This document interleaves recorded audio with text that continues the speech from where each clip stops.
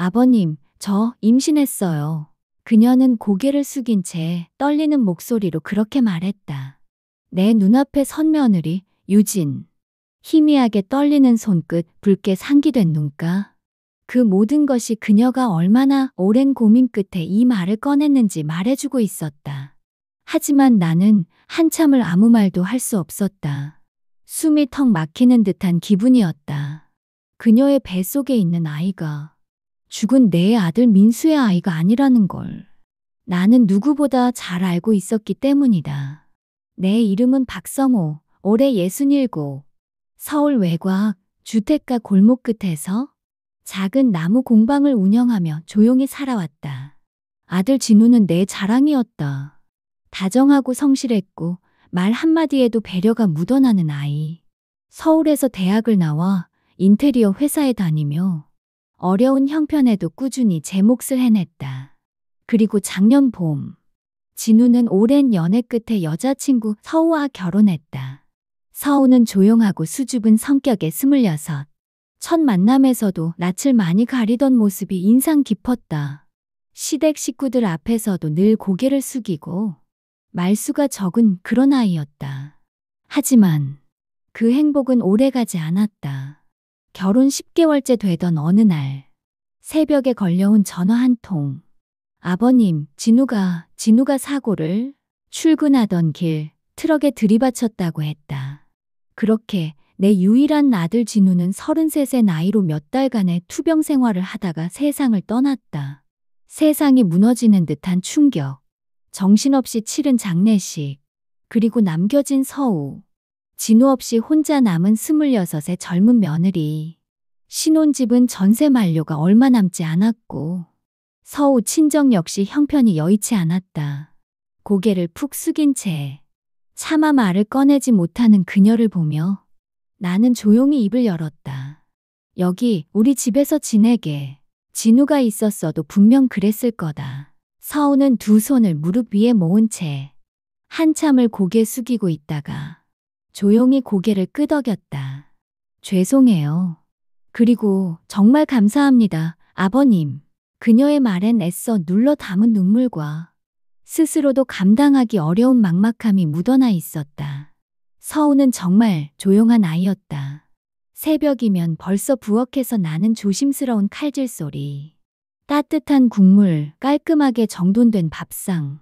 내가 싫어하는 부침개 대신 담백하게 삶은 채소 반찬이 올라와 있는 걸 보고 나는 말없이 고개를 끄덕이곤 했다. 빨래도 청소도 시킨 적도 없는데 서우는 묵묵히 해냈다. 무릎 꿇고 앉아 한 땀 한 땀 접는 손. 그 손끝엔 26의 젊은 여자가 짊어진 무거운 삶이 고스란히 담겨 있었다. 하지만 그런 서우의 눈빛엔 늘 슬픔이 깃들어 있었다.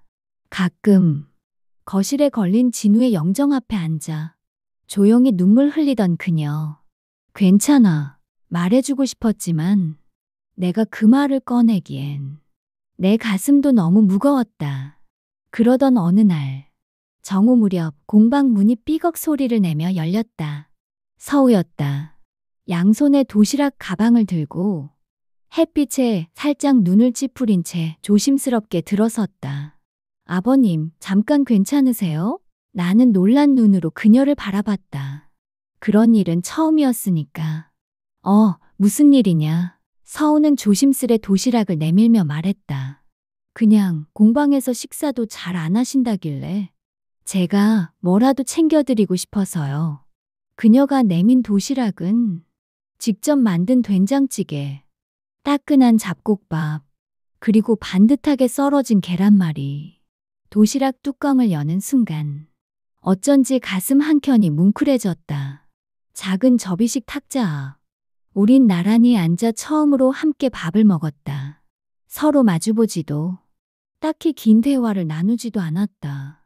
하지만 그 침묵은 이상하게도 불편하지 않았다. 바람이 나무 틈을 스치고 공방 안에 먼지가 천천히 떠오르던 오후. 밥을 다 먹고 숟가락을 내려놓는 순간 서우가 조용히 고개를 숙이며 말했다. 아버님, 맛있게 드셔주셔서 감사합니다.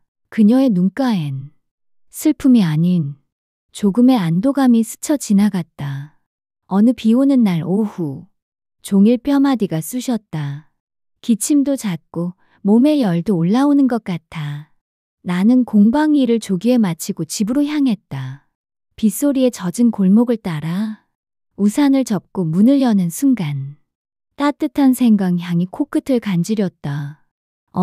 현관 너머 부엌에 서 있는 서우가 앞치마를 두르고 작은 냄비 앞에서 조심스럽게 죽을 저으며 돌아봤다.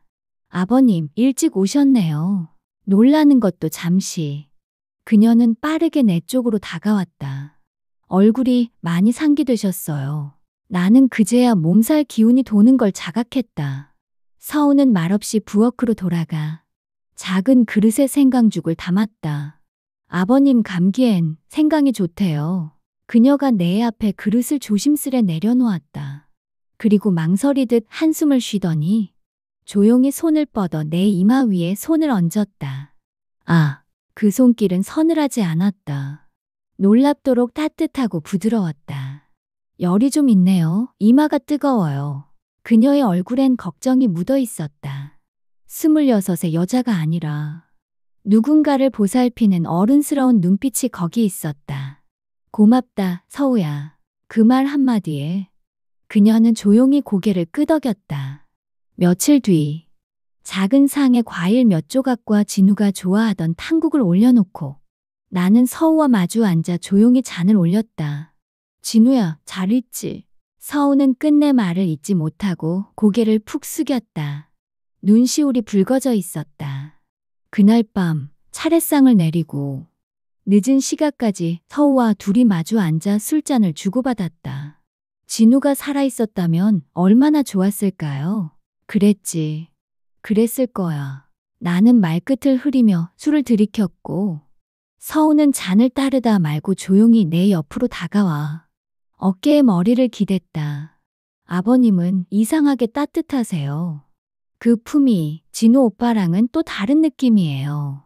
순간 내 가슴이 쿵 내려앉았다. 서우의 머리칼에서 풍기는 샴푸 냄새, 촉촉히 젖은 눈동자, 그리고 그 말투 하나하나가 슬픔과 외로움 사이를 오가는 그 무엇처럼 느껴졌다. 그날따라 술 기운이 너무도 강했다. 나는 말을 아끼며 방으로 들어갔고 침대에 몸을 뉘이자마자 정신을 잃듯 잠이 들었다. 그런데 눈을 떴을 때 어둑한 새벽, 내 옆에 누군가가 조용히 이불을 덮고 누워 있었다.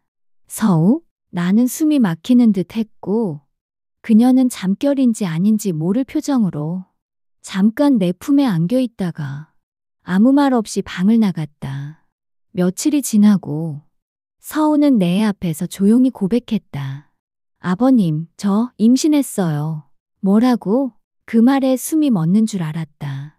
그녀는 눈도 제대로 마주치지 못한 채 조용히 손을 배 위에 얹었다. 죄송해요. 하지만 그날 밤 아버님 옆에서 깼을 때 저도 많이 마음이 약해졌었나 봐요. 나는 그 자리에 그대로 얼어붙었다. 하지만 무언가 이상했다. 병원에 가서 확인 후 계산해보니 임신 주수는 정확히 3개월 반쯤. 그럼 그날 기일보다 전이었다. 그 밤이 아니라는 뜻이었다. 게다가 서우는 매달 집 앞 문구점에 가서 소포 하나를 받곤 했는데 최근엔 그게 끊겼다. 의심을 확신으로 바꾸기 위해 나는 그녀 몰래 소포장을 열어봤다. 그 안엔 어떤 남성과 주고받은 사진들과 루프탑 바에서 함께 찍은 커플 사진이 들어있었다. 날짜는 아들의 사고 이전이었다. 즉, 아들이 하늘나라에 가기 전에 이미 다른 남자의 애를 임신했다는 거. 서우야, 우리 얘기 좀 하자. 나는 조용히 그녀를 거실로 불렀다. 그 아이, 내 아이 아니지. 서우는 그제야 입술을 깨물었다. 말없이 눈물을 흘리더니 결국 무릎을 꿇었다. 죄송해요, 아버님.